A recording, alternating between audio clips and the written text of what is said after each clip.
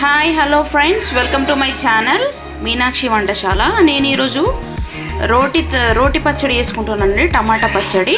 So దానికి కావాల్సిన పదార్థాలు కాస్త టమాటో తీసేసుకున్నాను, కాస్త మిర్చి, కొన్ని పల్లీలు వేసుకుంటున్నాను. నేను కావలిస్తే మీరు నువ్వులు కూడా వేసుకోవచ్చు, కానీ నేనైతే పల్లీలు తీసుకుంటున్నాను. ఒక కప్పు కొన్ని వెల్లుల్లి తీసుకుంటున్నాను, కొన్ని పచ్చి ధనియాలు తీసుకుంటున్నానండి. సో ఇప్పుడైతే ప్రాసెస్ స్టార్ట్ చేద్దాం. సో బౌల్ పెట్టేసేసుకొని ఆయిల్ వేసేసుకొని ఇవన్నీ అయితే కాస్త వేయించుకుందాము, స్మూత్గా వేయించుకుందాము.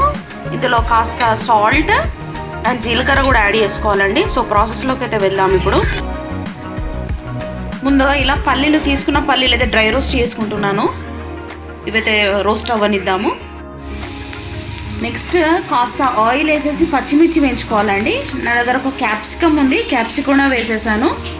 సో ఇవైతే కాస్త ఫ్రై అవ్వనిద్దాము ఆయిల్ వేసేసి. కాస్త జీలకర్ర వేసామండి, కాస్త తీసుకున్న ధనియాలు కూడా వేసేసాము. నెక్స్ట్ వెల్లుల్లి కూడా వేసేద్దాము.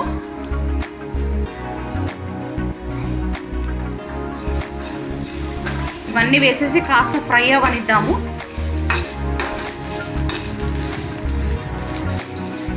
చూడండి, ఇప్పుడు ఇవి పచ్చిమిర్చి అయితే వేగినవి, పక్కా తీసేసుకుందాము వేరే బౌల్లో. నెక్స్ట్ అయితే ఇప్పుడు టమాటా మగ్గనిద్దాము. టమాటా వేసుకుందాము. టమాటా ముక్కుడులో వేసేసుకొని కాస్త మగ్గనిద్దాము. చూడండి, టమాటాలు కూడా వేసాం కదా, ఇది మగ్గినవి. సో కాస్త కరివేపాకు కూడా యాడ్ చేసుకుందాం ఇందులో. సో ఈ మిర్చి ఆల్రెడీ వేయించుకున్నవి కదండి. సో ఇవి టమాటో పీసెస్ అండి, ఇవి టమాటో కూడా ఉడికినవి. సో ఇవి చల్లారనిద్దాము. చల్లారినాక గ్రైండ్ వేసేసుకుందాము. గ్రైండ్ వేసేసుకొని కావాల్సి మనం పోపు కూడా వేసుకోవచ్చు, లేకపోతే డైరెక్ట్ కూడా తినొచ్చు. సో కాస్త వాటర్ కన్సిస్టెన్సీ ఉన్నాయి కదండి టమాటో ఇందులో ముక్కుడులో. సో అది కాస్త పోనిద్దాము. ఒక 1 minute తర్వాత స్టవ్ అయితే ఆఫ్ చేద్దాము. సో చల్లారినాక అనేది ఇది టమాటా పచ్చడి గ్రైండ్ పట్టేసుకుందాము. సో ఇందులో కాస్త కరివేపాకు కూడా యాడ్ చేస్తామండి ఇప్పుడు మేము. ఇప్పుడు కాస్త కరివేపాకు యాడ్ చేసామండి. సో ఈ వేడికైతే ఇది మగ్గిపోతుంది.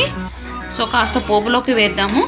సో ఇది చల్లారనిద్దాము. చల్లారినాక టమాటా పచ్చడిని గ్రైండ్ చేసేసుకుందాము. చూడండి, టమాటా పచ్చడి కోసం అయితే నేను ఇలా గ్రైండ్ చేసేసి పెట్టుకున్నాను. పల్లీలు, టమాటాలు అంతా ఇలా గ్రైండ్ చేసి పెట్టుకున్నాను. సో ఇప్పుడు ముక్కుడు పెట్టేసి పోపు కోసం ముక్కుడులోనే ఆయిల్ అయితే తీసేసుకున్నాను. సో ఆయిల్ వేసేసుకొని కాస్త ఆవాలు, జీలకర్ర, మినప్పప్పు, ఎండుమిర్చి, కాస్త వెల్లుల్లి కూడా వేసుకోవచ్చండి. సో నేనైతే కాస్త కరివేపాకు ఫ్రెష్ లీఫ్ అయితే వేసుకున్నాను. సో ఇవి కాస్త ఫ్రై అవ్వనిద్దాం. ఫ్రై అయినాక కొంచెం చల్లారినాక ఈ పోపు అనేది టమాటో చట్నీలో కలిపేసేసుకుంటే చూడండి ఎంత చక్కగా కనిపిస్తున్నాయో మనం వేసిన ఇంగ్రీడియంట్స్. పోపులో కాస్త పసుపు కూడా వేసుకోవచ్చండి. సో పసుపు వేస్తే కూడా చాలా బాగుంటుంది. Thank you for watching.